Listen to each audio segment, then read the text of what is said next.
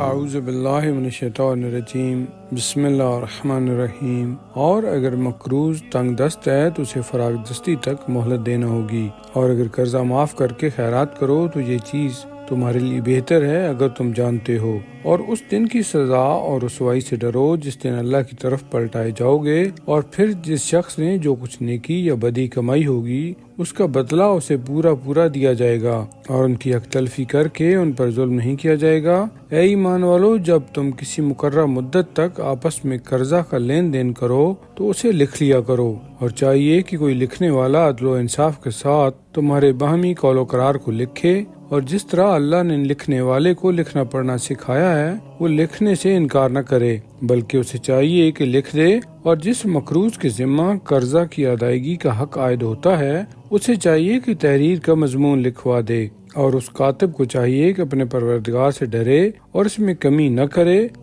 اور اگر وہ شخص مقروض جس پر حق عائد ہو رہا ہے کم عقل ہو یا کمزور اور معذور ہو یا خود نہ لکھا سکتا ہو تو پھر اس کا سرپرست، وکیل یا ولی عدل و انصاف سے تمسک کا مضمون لکھوائے، اور اپنے پسند کے آدمیوں میں سے 2 گواہوں کی گواہی کرا لو۔ اگر 2 مرد نہ ہوں تو 1 مرد اور 2 عورتیں گواہ بنا لو جنہیں، تاکہ اگر ان میں سے کوئی ایک بھولے تو دوسری اسے یاد دلائے، اور جب گواہوں کو گواہی کے لیے بلایا جائے تو انکار نہ کریں، اور معاملہ چھوٹا ہو یا بڑا جس کی میعاد مقرر ہے اس کے لکھنے میں سہل انگیزی نہ کرو۔ یہ لکھا پڑھی اللہ کے نزدیک زیادہ منصفانہ کارروائی ہے، اور گواہی کے لیے تو زیادہ مضبوطی ہے، اور اس طرح زیادہ امکان ہے کہ تم شک و شبہ میں نہ پڑو، مگر جب نقدہ نقد خرید و فروخت ہو کہ جو تم آپس میں ہاتھوں ہاتھ کرتے ہو تو اس صورت میں کوئی مذائقہ نہیں ہے کہ اسے نہ لکھو، اور جب اس طرح خرید و فروخت کرو تو گواہ کر لیا کرو،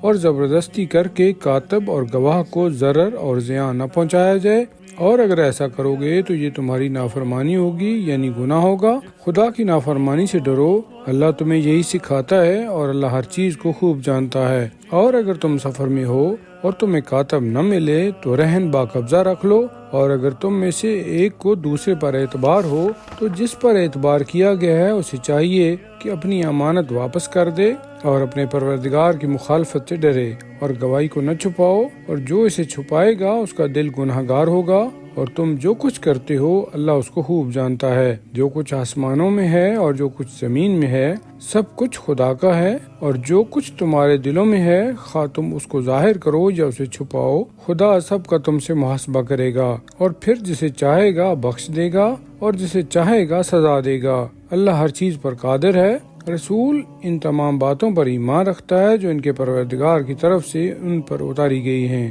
اور مومنین بھی سب خدا پر، اس کے ملائکہ پر، اس کی کتابوں پر اور اس کے رسولوں پر ایمان رکھتے ہیں۔ وہ کہتے ہیں کہ ہم خدا کے رسولوں میں تفریق نہیں کرتے، اور کہتے ہیں کہ ہم نے فرمان الہی سنا اور اس کی اطاعت کی۔ پروردگار، ہمیں تیری مغفرت درکار ہے اور تیری ہی طرف پلٹ کر آنا ہے۔ خدا کسی کو اس کی وسعت سے زیادہ تکلیف نہیں دیتا۔ وہ جو نیکی کرے گا اس کا نفع اس کو ہوگا، اور جو برائی کرے گا اس کا نقصان بھی اسی کو ہوگا۔ پروردگار، اگر ہم بھول جائیں یا چوک جائیں تو ہماری گرفت نہ کر۔ پروردگار، ہم پر ویسا بوجھ نہ ڈال جیسا ہم سے پہلے لوگوں پر ڈالا تھا۔ پروردگار، ہم پر وہ بار نہ ڈال جس کے اٹھانے کی ہمیں طاقت نہیں ہے، اور ہمیں ہمارے قصور معاف کر اور ہمیں ہمارے گناہ بخش دے، اور ہم پر رحم فرما۔ تو ہمارا مالک اور سرپرست اعلیٰ ہے، کافروں کے مقابلہ میں تو ہی ہماری مدد فرما۔